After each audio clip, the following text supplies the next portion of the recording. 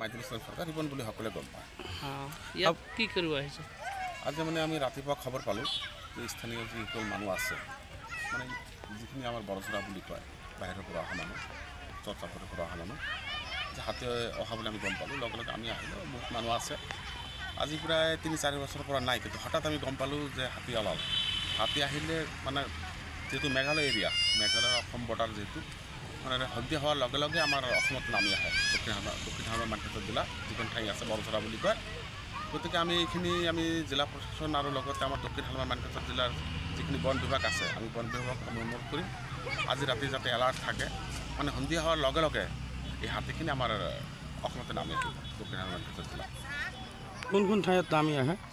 এইখিনিত আপোনাৰ যি কয় তেঁতুলতলা, বৰচৰা, আৰু প্ৰতি বছৰে ক্ষয়ক্ষতি কৰি থাকে। আজি প্ৰায় ৩-৪ বছৰৰ পৰা নাই, কিন্তু আজি আমি হঠাৎ দেখা পালোঁ যে অলৰেডি মানে যিখিনি মেঘালয়ৰ মেইন ৰোড আছে, মেইন ৰোডৰ ওচৰতে প্ৰায় 50-100 মিটাৰ দূৰত হ'ব। কেইটা আহিছে এতিয়ালৈকে সঠিক আমি গম পোৱা নাই, যিহেতু জংঘল ভিতৰত বা কেইটা আছে।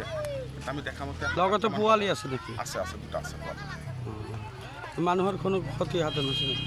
মানে আজি ৰাতিপুৱা আহিলে হয়তো ৰাতি কিবা হয় আজি, গতিকে বন বিভাগ এলাৰ্ট থাকিব লাগিব যাতে হাতীখিনি যাতে আমাৰ দক্ষিণ হাওৰা মানকাছাৰ জিলাৰ যিখিনি ঠাই আছে সেইখিনি ঠাইখিনি যাতে প্ৰৱেশ কৰিব নোৱাৰে।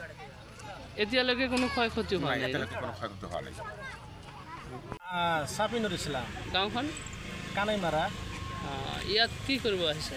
ইয়াত মোটামুটি আমরা একটু কাজ করে গেছিলাম, মানে কাজ করতে আসতে দেখতে ঠিকানা বহুত লোকজন মানে জমা হয়ে আছে।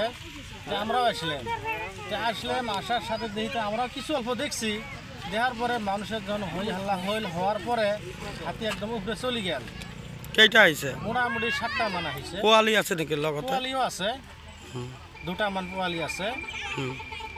তারপরে আমরা তো হই হাল্লা জন কিছু পাবলিকে করলো, করার লগে লগে হাতি তো চলে গেল, ঘুষের মধ্যে চলে গেল। পরে আমরা তো এখানে খারাপ হয় লোকজন মানে একজন মানে দেখবে নিচ্ছি।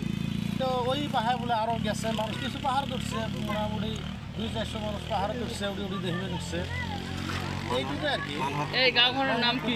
হাতী যত ওলাইছে গাঁও বৰঝৰা, অসম মেঘালয়ৰ সীমান্তত। সীমান্ত। কেতিয়া আহিছে হাতী? হাতী ৰাতিত আহিছে, সন্ধ্যাত আহিছে। কালি এটাই দেখিছে। মানুহৰ কোনো ক্ষতি হৈছে নেকি? ক্ষতি টতি নাই, হয় কারো ক্ষতি করেনি। মানে এনে আহিছে আহা মানে এই যে কলার গাছ খেয়েছে, হয়তো কলার গাছ খেয়েছে, হয়তো পেট খিদে লাগছে না হাতি, পোয়ালি সুদে মানে নিচে নামিয়েছে।